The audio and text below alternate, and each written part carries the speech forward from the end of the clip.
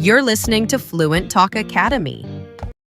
Hey, English learners. Welcome back to Fluent Talk Academy. I'm Alex. And I'm Mia. We're so happy you're here today. Dear learners, have you ever needed help, but you didn't know what to say in English?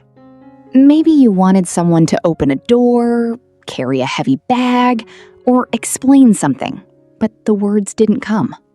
Don't worry. Today, we'll learn how to ask for a favor in real English.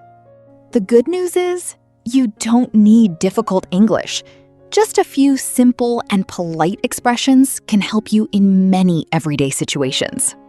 By the end of today's conversation, you'll know exactly what to say when you need someone's help, and you'll sound more polite and more confident. So stay with us until the end.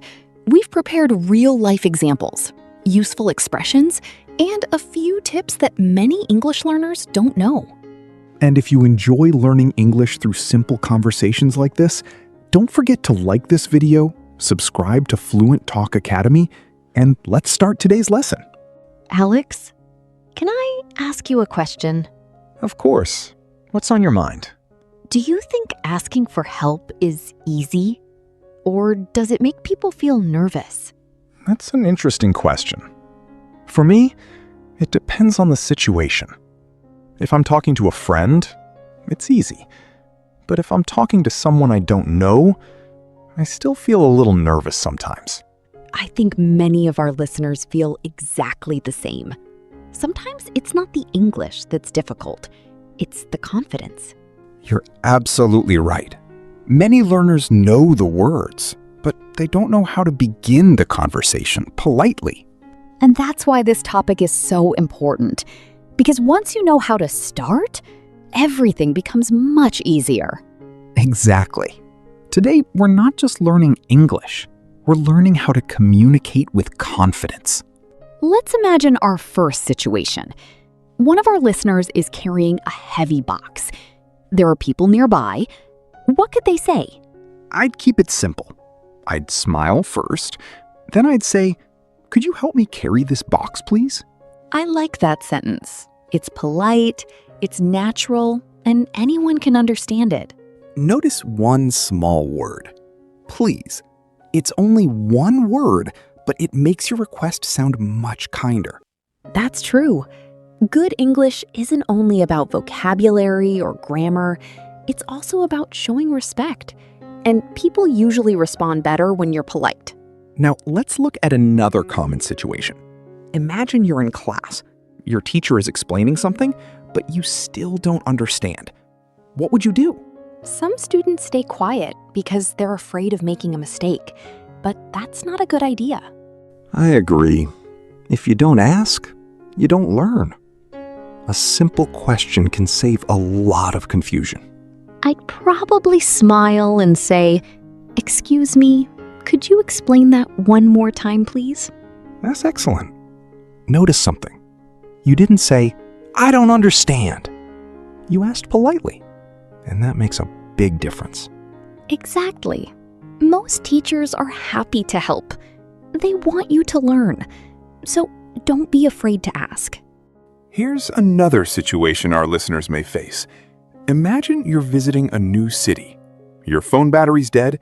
You can't find your hotel. You see someone walking by. How would you start the conversation? I'd always begin with, "Excuse me." Those two words are very powerful. They're polite, friendly, and they get the other person's attention. Then you could say, "Could you help me find this address, please?" Simple English, clear English, that's all you need. Many beginners think they need long, advanced sentences, but real English isn't like that. Native speakers often use short, simple sentences too. Mia, can I share a funny story? Please do. I know our listeners enjoy your stories. When I first heard the expression, "Can you give me a hand?" I looked down at my hand and thought, why does this person want my hand?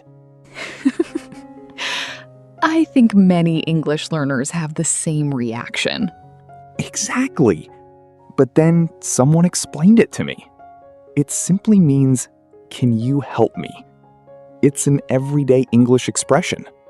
That's one thing I love about English. Sometimes the words don't mean exactly what they say. That's why learning expressions is so important. And don't worry if an expression sounds strange at first. The more you hear it, the more natural it becomes. Alex, can I ask our listeners a question? Of course. Go ahead. Think about your daily life. When was the last time you asked someone for help?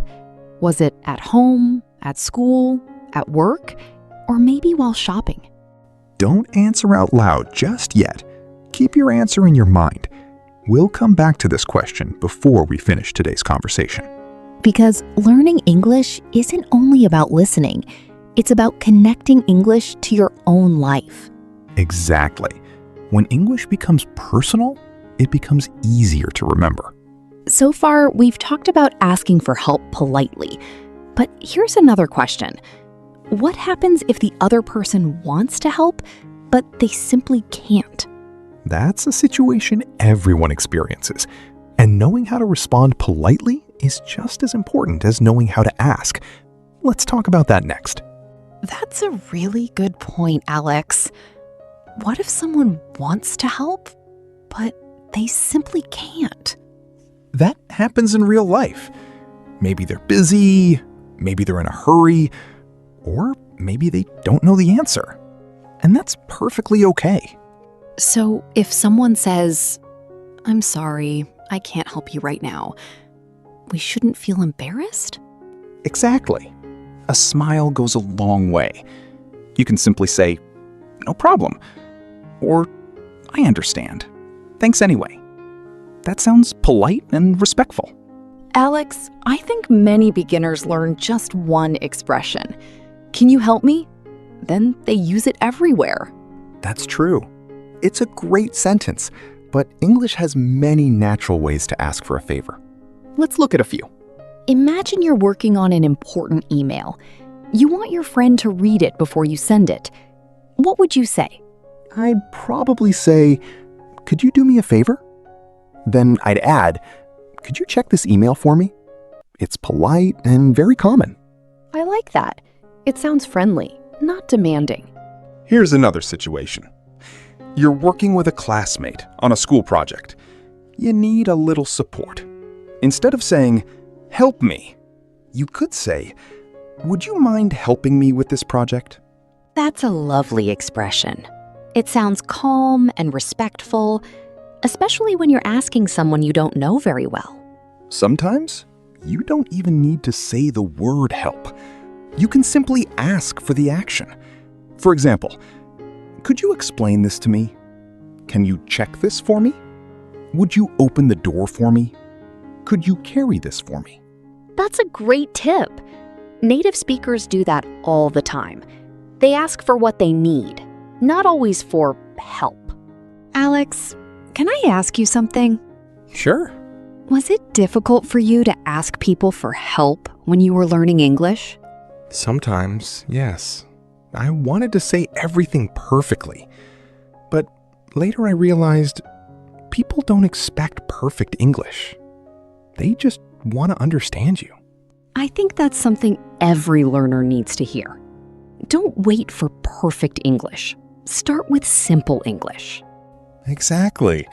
Every conversation makes you a little more confident, and every small favor gives you another chance to practice. So don't be afraid to ask. Be polite. Be kind. And most importantly, keep speaking. Now, we've learned several ways to ask for a favor, but here's another important question. What should you say after someone helps you? Let's talk about that next. I'm really glad we talked about this, Alex. Many learners know how to ask for a favor, but they aren't sure what to say after someone helps them. That's true. Saying thank you is always a good start, but English gives us many friendly ways to show appreciation. Let's look at a few that people use every day. Not to memorize, just to help you sound more natural. The most common one is "Thank you so much." It's simple, warm, and perfect for almost every situation. Another great expression is "I really appreciate it." I use that when someone has been especially kind or helpful. Exactly. It shows that you truly value the other person's help. Now, let's turn the situation around. What if someone says, "Thank you"? How can you reply? You have several easy options. You're welcome. No problem. My pleasure. Or happy to help. I like "my pleasure." It sounds warm and polite without being too formal. Here's something many learners do. They say, sorry for asking, even when they're asking for a small favor. Yes, I've noticed that too. Remember, if you're polite and respectful, you don't need to feel guilty.